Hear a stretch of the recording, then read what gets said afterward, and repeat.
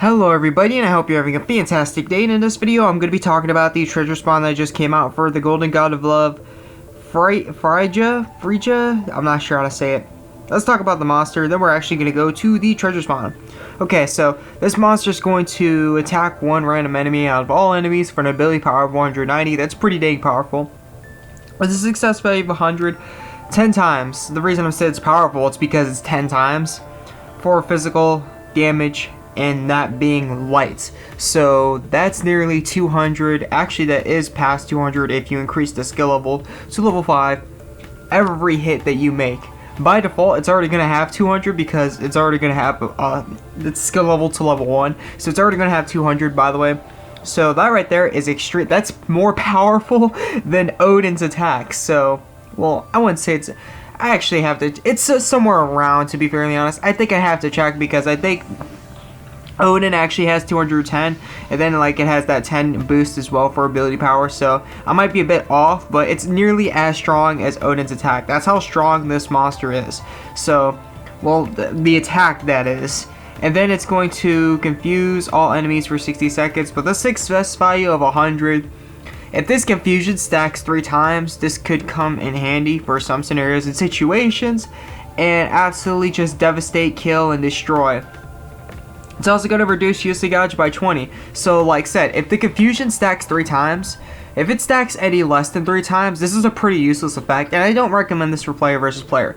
But considering that it's going to hit 100% of the time, it's going to confuse all the enemies on the enemy team. If this stacks 3 times, like the confuse that it hits with stacks 3 times, like if it's like Odin's special paralyzation, right? This monster right here is going to be nasty. And when I say nasty, I mean absolutely nasty to use in player versus enemy.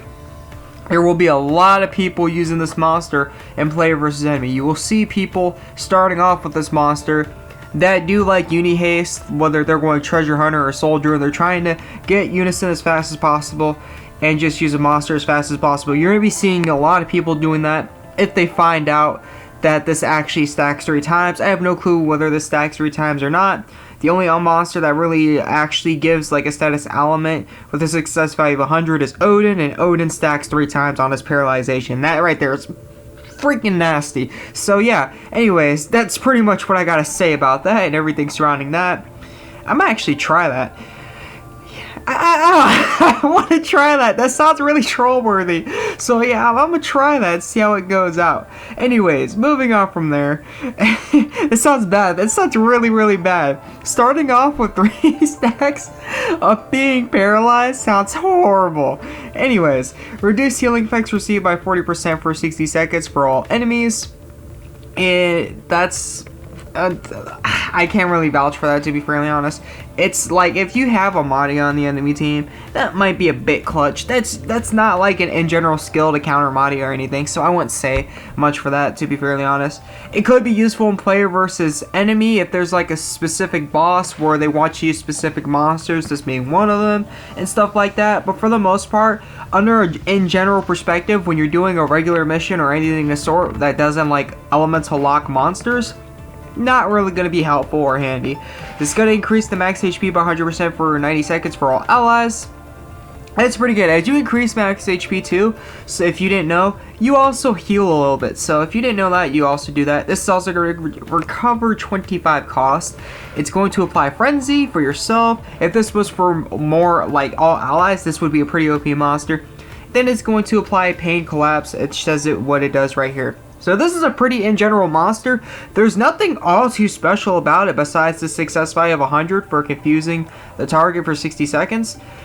Not much that it really got going on. I mean, this can be a bit helpful, but overall, this is stuff that's not going to be all too essential, needed, or helpful when you're doing player versus enemy or whatever you're unless that confuse stacks 3 times. It's not going to be useful in player versus player either. The monster's just downright like, if you get it, you get it, that's good and stuff like that. You're probably going to end up using it for awakening material when it comes time. Use it because you perhaps say like you don't have a lot of monsters with even decent abilities. So yeah, that's all I gotta say about the monster. Like this monster's like this monster's ability is as good as like The occasional monsters for the events abilities, like they occasionally have really good monsters with abilities in like events. An example was the second half. I forgot the name of the monster. I gotta go back to it, but it's the one that you actually get from the event right now. Where is it? This one right here has a pretty good ability. That's an example of how good I would say the monster is and everything surrounding it. So let's get to the treasure spawn. Treasure spawns are going to be a pay-to-win spawn. Usually what they want you to do is they want you to work on actually getting the medals, which you're going to have to spawn a lot of times. First time half off is 15 gems. After that it's going to be 30 gems to actually get what they want you to get throughout the whole treasure spawn. So it's going to take a lot of gems, so it's going to be a more pay-to-win spawn. So keep that in mind before you spawn, anybody out there, ladies and gentlemen.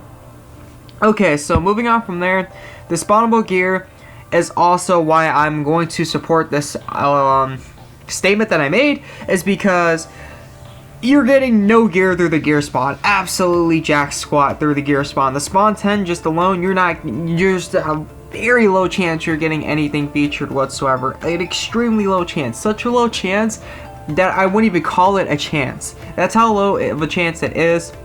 But you will have double chance for the box. Not the box, but the treasure chest.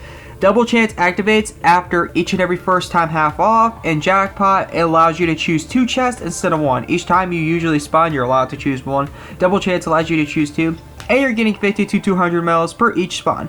So that's pretty much that. Let's actually look and see what they got in the treasure box, because this is one of my favorite spawns. They just need to add more, and they don't need to make it as wide. Personally, if they did that, this would be one of my favorites, and I do not kid you when I say one of my favorites. Well, it is one of my favorites. It would be my favorite if they did that. For the jackpot, they have a summoning scroll. So this is those rare occasions where you will do the jackpot and you're guaranteed a summoning scroll. So the monster will be absolutely random. You get anything between like the 37 cost. They got 2 37s. They got a couple 36s right here. I think that's 3 36s. Then they got a crap ton of 35s, more crap ton of 34s, and well, they have around half as much 35s and 34s. And then they got around as much 33s as well. So those are the summoning scrolls you get. It's nice that they have Odin right there. Odin's kind of easy to obtain because Odin's kind of extremely deadly towards this day. More of Colosseums and Doom Rooms though, not really guild battles. I mean, you might be able to use them in guild battles, you might be able to sneak them in, but for the most part, it's kind of foolish to choose a 33 cost monster versus 40 cost or 37 perhaps, say, because that hurts battle score a lot. But at least you're going to be able to choose the stats, and that's guaranteed. Like, when you get these summoning scrolls, you get to choose the stats. You may not be able to choose the monster, but you're going to be able to choose the stats, and that's what rocks about this spawn. Especially if you get like one of the top tier ones, you're going to be able to choose the stats, and it could be potentially cheap for you. Of course, I'm not saying that you're going to be getting a 37, 36, or 35 on your first try. These work like regular treasure spawns. The lower the cost, the higher the rates of the monster appearing. Same for the gear, keep in mind. Gear is going to be from 36 cost weapons, which are the highest right now, all the way down to, oops, I kind of skipped, 33 cost weapons and armors. Well, weapons, not armors. There's only one set of 33 though. The rest of them are 34 and above. There's only 2 34 sets right here. And then we're actually moving to 36. We get a good gap between 34 and 36. The rest is 36. It looks like you got 3 sets of 36. And that's pretty much how the armors are going to work too. Except with the armors, it's going to be 1 cost higher. So it's going to be 37 for them as well. 3 sets of 37. 2 sets of 35 and 1 set of 34, and that's pretty much that and everything surrounding that. So I love this spawn. The only thing I don't like about it personally is the gap. The gap is too wide, whether you're going for the treasure medals or you're going for the guaranteed select defense and weapon guarantee. The reason I'm saying that is because I've done a spawn like this before. It took a hot second to get the amount of medals I wanted, which is 2.1k. I just wanted to do the medal exchange for a weapon or armor. It took a really hot second to actually get the stuff. And then with the defense guarantee, I don't think they had a defense gear at the time, but they had a weapon, and with the weapon, I just kept getting staffs. There was one time I might have gotten a bow, but for the most part, I just get staffs and relics out of the treasure spawns when they tell you that they're guaranteeing one select weapon. So that's what really sucks about it, is just the wide range of stuff you could get. It's pretty dang wide. If they instead, like, perhaps say it's going to be like the weapon of your class guarantee, that'd be really cool. The defense doesn't really bother me. Defense could go for any class, and if they had like 1k in the side chest and then like 300 in one of the other side chests, I'd be totally cool with that. That would be really, really awesome. So anyways, let's move on to the metal exchange and see what they got going.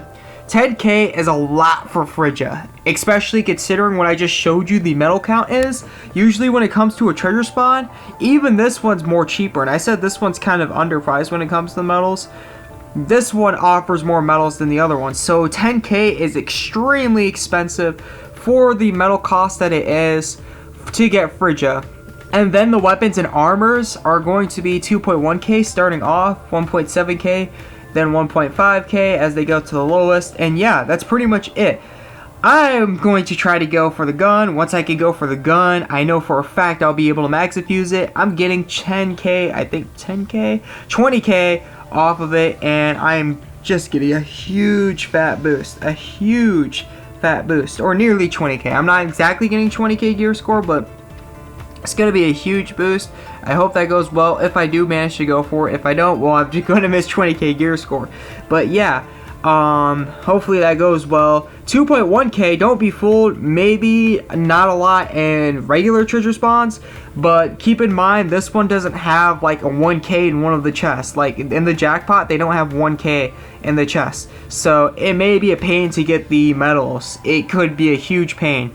In fact, you may just get 300 and then 500. That's only 700. You may have to reset, do it again, and that could take a good second, especially if you're getting a lot of guaranteed selected defense weapon chest unlocked. That could take a good second, so you can absolutely get unlucky and have somewhat of a hard time getting the chest. So keep that in mind when you're doing it, because last time I did a spawn like this, that was me. I was having a struggle with the medals.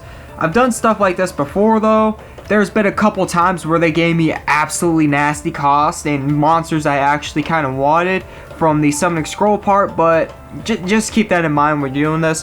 Thank you for tuning in, thank you for watching, and I hope this helped out. This is the AzureWrath, and I'll catch you in the next video. I'm out. Peace.